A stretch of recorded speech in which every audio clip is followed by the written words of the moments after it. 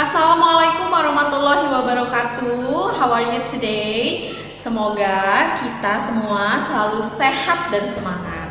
Nah, anak-anak ibu, hari ini kita akan memasuki materi berikutnya dan kita mulai untuk pembelajaran kedua di subtema 2 ini. Di pembelajaran kedua ini, kita akan belajar tentang alat gerak pada manusia beserta fungsinya. Pada pertemuan sebelumnya, kita sudah belajar tentang alat gerak pasif dan juga alat gerak aktif pada makhluk hidup, baik pada manusia ataupun pada hewan. Adakah yang masih mengingat apa sih itu alat gerak aktif dan apa sih itu alat gerak pasif? Yang termasuk alat gerak aktif adalah otot, sedangkan alat gerak pasif adalah tulang. Ada yang tahu tidak mengapa kita bisa berdiri tegak, kita bisa berjalan, kemudian kita bisa menggenggam sesuatu? Kita bisa berdiri, bisa berjalan, kemudian bisa menggenggam sesuatu, itu karena ada kerjasama antara alat gerak aktif dan juga alat gerak pasif, yaitu kerjasama otot dan juga kerjasama tulang. Pada pertemuan kali ini kita akan membahas tentang alat gerak pasif, yaitu tulang, dimulai dari rangka kepala atau tengkorak, kemudian rangka badan, dan juga nanti kita akan ke rangka anggota gerak. Sekarang kalian perhatikan bagian-bagian rangka berikut ini.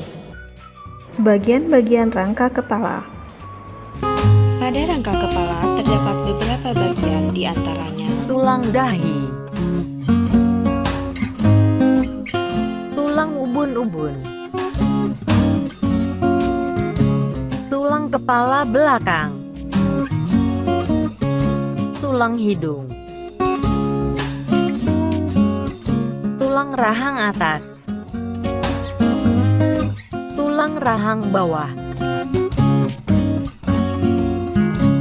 tulang pipi, tulang baji, tulang pelipis. bagian berikutnya adalah bagian rangka badan. Pertama, terdapat tulang belikat.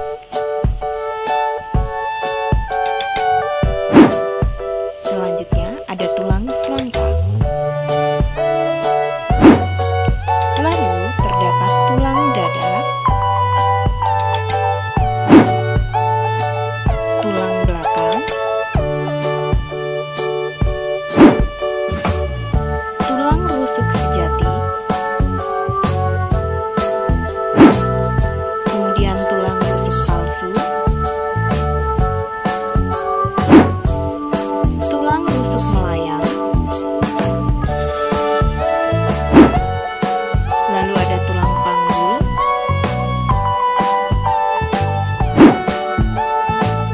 tulang kemaluan,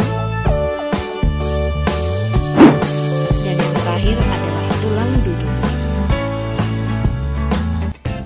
Selanjutnya, kita ke rangka anggota gerak. Rangka anggota gerak terbagi menjadi dua, yaitu tulang-tulang lengan atau rangka anggota gerak atas, serta tulang-tulang kaki atau rangka anggota gerak bawah. Tulang-tulang yang terdapat di tulang lengan diantaranya adalah tulang lengan atas, tulang pengumpil, tulang hasta, tulang ruas-ruas jari tangan, tulang pergelangan tangan, tulang telapak tangan. Kita lanjutkan pada tulang-tulang kaki. Terdapat tulang paha, tulang kering,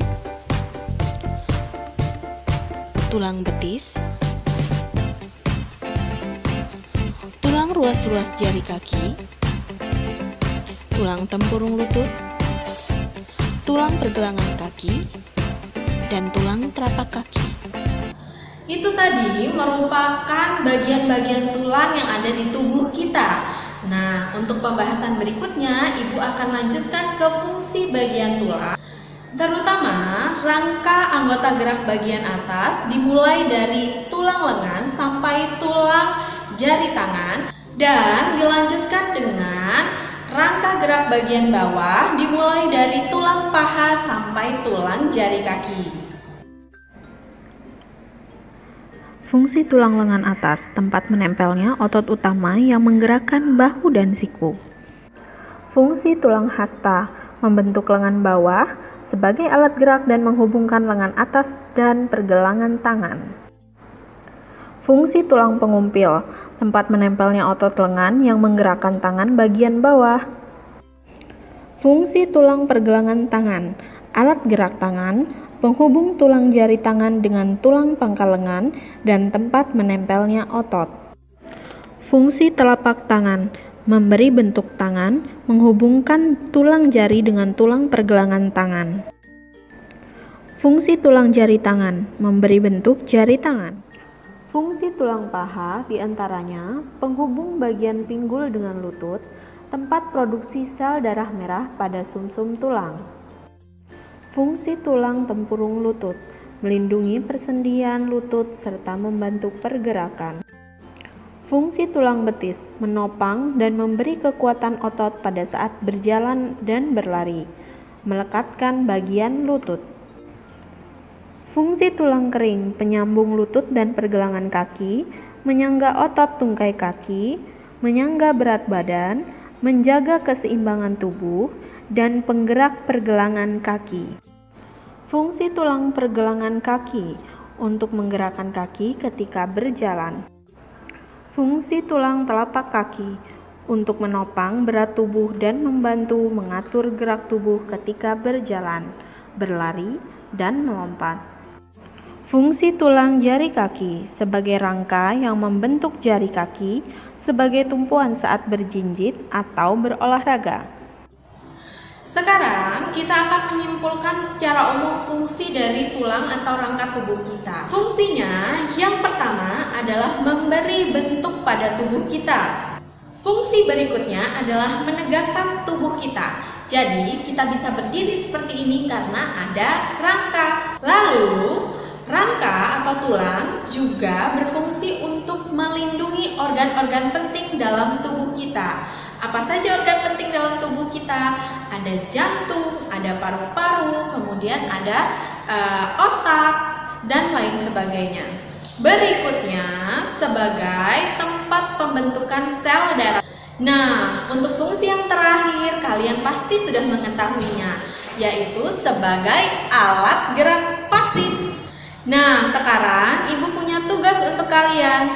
Perhatikan gambar berikut ini.